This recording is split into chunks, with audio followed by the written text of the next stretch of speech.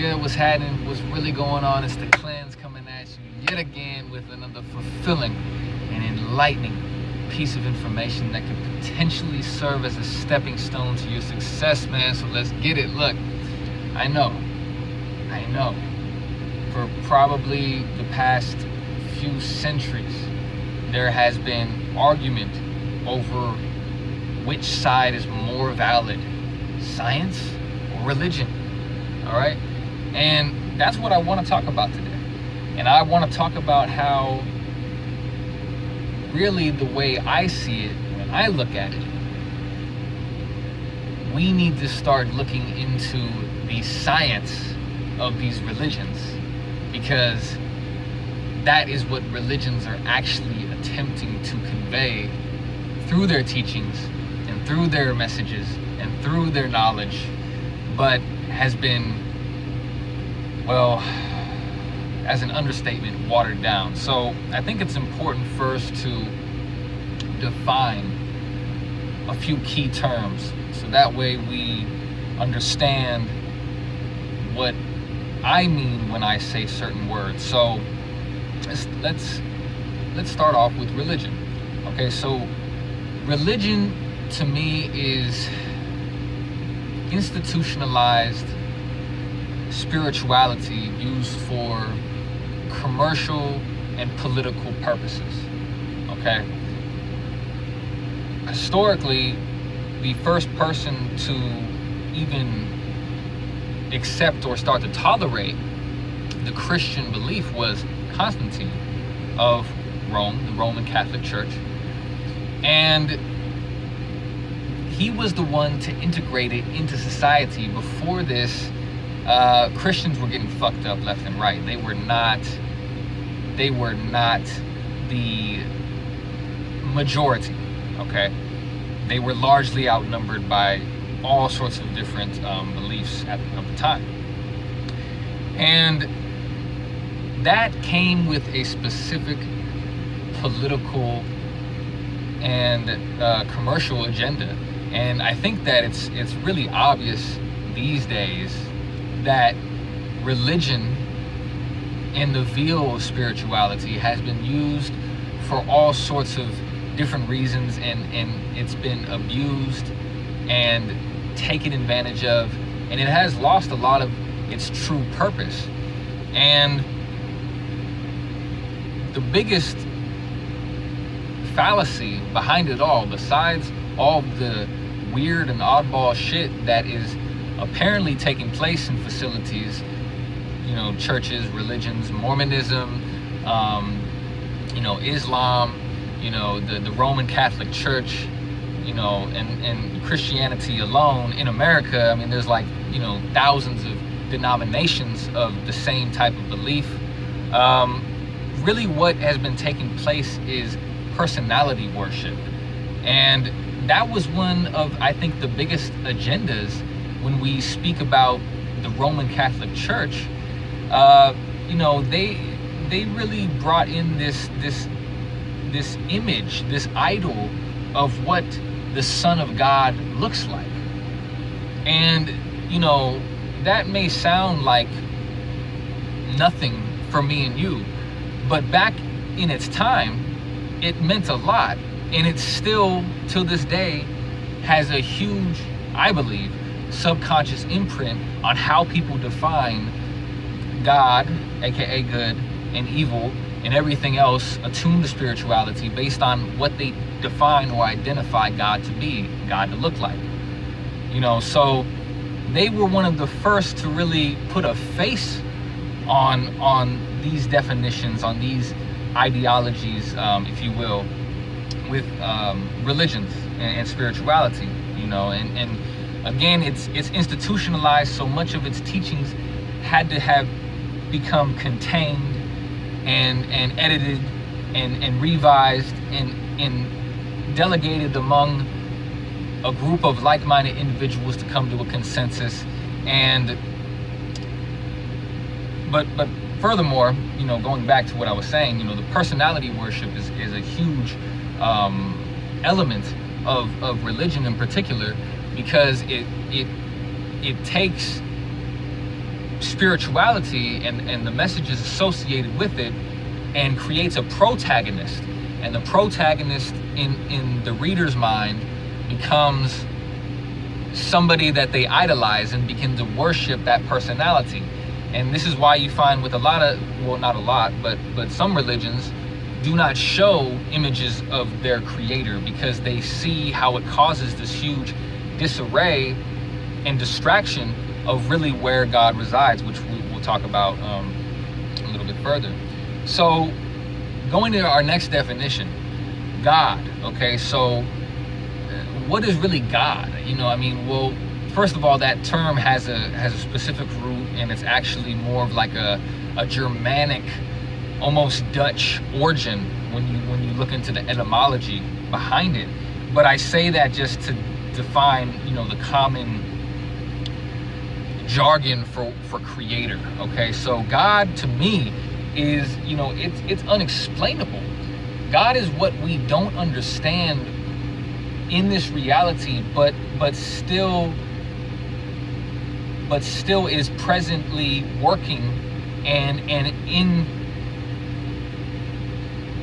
constant movement of this perfection. Like all of the shit that we don't understand, like there's people that have dedicated their lives to figure out what's going on in this reality, but we just kind of, observe it and don't even observe it. We just experience it being around us, and we don't take into consideration there's so many things that even we know exist that is amazing, that we don't really understand how it's being done, but it's being done. And in addition to that, you have to look into the well-known theory that there's a small portion of what you do know, and then there's a slightly bigger portion of what you think you don't know, and then there's a huge portion of what you don't know you don't know. Okay, so that means we don't really understand a goddamn thing about what's going on here. We're just barely beginning to scratch the surface, and it has been working for us. And even the greatest accomplishments that mankind has created and will continue to create is still nowhere. It never ends. And again, that's where the unexplainable comes in. That's where the ideas of almost an architect come into play, and the symbolism behind that role, because the architect is the one that does understand how to make all of this work. And it's so much more than what we can even begin to imagine. So if reality is so much more than what we can possibly imagine, then just try to imagine the entity or the origin of our reality. How is the reality functioning? What is the origin of that? And again, I think it's a different perspective of this reality, okay? Because we're experiencing our perspective through being a human, even though there's millions, if not trillions, of different perspectives, from the insects to the soil to the sky to the planet to the water. We could have lived a life or experienced reality through numerous different perspectives, but we're experiencing it through this one, which is very challenging and frustrating. And that's why, humanity, one of the first steps to really understanding yourself in life is that accepting that life is suffering. And it's because of these limitations, if you will. But we are here for a purpose, and we can do it because we're experiencing this reality through this perspective. We're experiencing the divine presence through this perspective. There is a larger work, if you will, at play that is just essentially another perspective of what we're experiencing. But it's all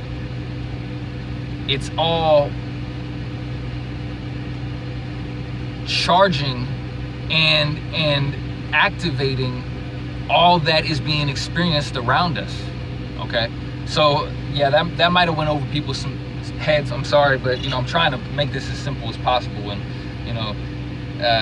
forgive me if that isn't always clear, but nevertheless, it's just something that can't be contained.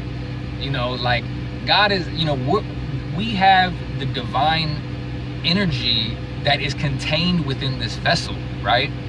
And that's the difference. Like God it's like uncontained. It's something that has access to all of the variables within this huge dynamic, which we don't even need to begin to talk about, because it's so much, and we don't really understand it.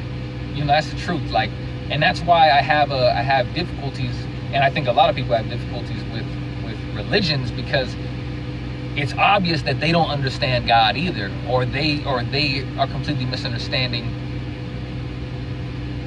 who they think to be God is, because the explanations that they have provided for many common questions do not make sense. And this is why people are starting to redefine God and redefining life and redefining spirituality. So jumping to the next term, what is spirituality? Okay, so spirituality is, obviously it's the study of the spirit. So the spirit, to me, is pretty much the unseen elements, all of the unseen aspects that are constantly working, and has literally and still literally helps us survive and develop. Okay, and we're able to see that now, through technology and through different things. But that unseen variable that is, it's out of our perspective, it's out of our understanding, if you will, is what we're studying when we're studying spirituality. And to me, it has a lot to do with biophysics. It has a lot to do with physics. Of course, physics is pretty much the foundation, I think, of spirituality, if you will, the study of matter and the study of what matters, right? And also, in conjunction with that, mathematics goes hand in hand. Okay, and there's all sorts of different studies that are like subgenres, but that's always the foundation, the study of matter. Chemistry, of course, comes into play as well, which essentially is modern day alchemy. So those types of practices and teachings, okay, and in previous times, those mathematics and different types of science, if you will, was condensed and viewed as different quote unquote spiritual teachings, modern spiritual teachings, such as the I Ching, the tarot cards, meditation, things of this nature. But before I go into the next definition, I believe that there was a larger emphasis in previous times on true spiritual teachings. So when they practiced spirituality, there was an emphasis on the mathematics of their environment, on the biophysics, if you will, behind their rituals and how they meditate, and the angles and the dimensions of the room, and making sure that it's all aligned with the astronomy and astrology of the universe, and et cetera, et cetera. And this is why, like, it's amazing to me that people think we have somehow advanced from this, when there was civilizations that, of course, they're not around anymore, but the civilizations that were created previously, such as the ancient Kemetic or Egyptian civilizations, Mesopotamia, the Mayans, all sorts of different well-established and developed societies were able to build structures, and were able to have such advanced knowledge that we, as a modern humanity, are barely beginning to understand. And there was, and this is the difference between esoteric and exoteric. You know, exoteric is pretty much what a lot of the even you know, Eastern religions has been translated to once it arrives in the West. You know, such as you know, Hinduism and Taoism and Buddhism and things of this nature, that has a larger emphasis on esoteric and these rituals that are focused on mathematics and living your life according to nature, because that's what they understood. That's how they were able to understand how nature and the environment worked, was essentially science. So let's jump into the next definition, man. Science, of course. Theories. Science is theories based on observation, experiments, and other formulas. Of course, mathematical formulas, okay? All sorts of different formulas that apply to this, but, you know, what we have came into as of now is that the modern clinical scientific community utilizes a plutonium reductionist theory, which basically is always making observations and viewing things on the outside of them and coming to conclusions based on what is being seen and what is being documented, okay? And that's how they explain things. But really, and this is why I don't think God or any of these ideas can even be understood through that lens of understanding, because what we're dealing with, we do not understand, and it cannot be explained. And if you look at life and you look at where you are and you look at what has happened in your life, you can begin to see that there's been some shit that takes place or has taken place that was just unexplainable. And somebody has had this happen to them at least once. I know that for certain. And that is, but in addition to that, we have to remember that science, like physics and biophysics and things of this nature, you know, that is part of science. And that, to me, is at its core of what spirituality was supposed to be. You know, esoteric, that's what it is. But exoteric, like I was trying to say, exoteric is more just focused on the principles and the moralities and again, the personality worship of idolizing or wanting to be like somebody else. Okay, so but this is why, like, I like gentlemen such as Dan Winter, because he fully understands this and he has an expansive understanding on, you know, our history, religious history as well, social anthropology, and all sorts of different things related to this. And at the same time, he is a seasoned researcher and specialist in physics. And I want to end on this note because I think it's very important, and if you stuck around long enough, then you definitely need to hear it. That one of the biggest ways that he feels you can activate the perspective of feeling whole with the God, creator, deity, architect that you've construed in your mind is through bliss.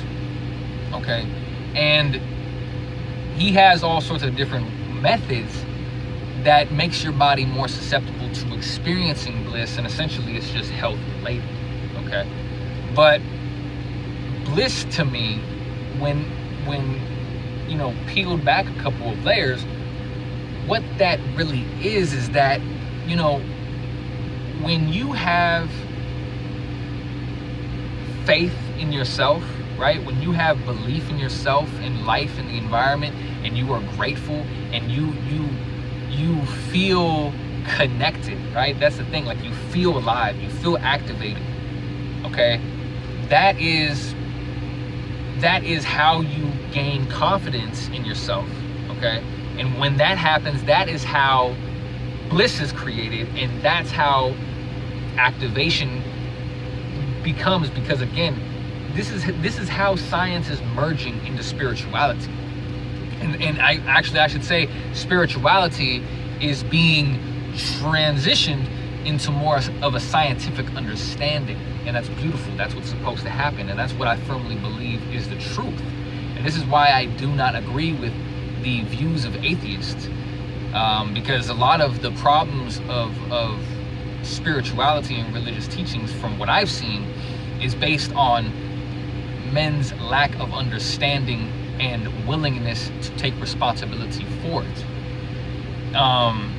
It has nothing to do with the idea that a divine presence does in fact exist. But nevertheless, that is what's important for everybody, each and every one of you, is to regain confidence and to regain faith and to sustain that. And when you do that, this is why finding a purpose in your life is so fucking important. Finding your purpose and following through with it is how you begin to build confidence in yourself, and how you begin to push yourself to do things that you didn't know were possible. And then you begin to see how there is no limitations. And when that becomes applied to your mind, you begin to merge with the divine presence that you have separated from based on your lack of understanding through teachings such as religion and science and spirituality that they've continued to separate. Wow. It's been great, y'all. So if you have any questions, hit me up. Make sure to comment below, like, share if anybody you know could benefit from what I'm saying. And be easy. Take it easy. But go hard. Until the next time, it's the Clenz.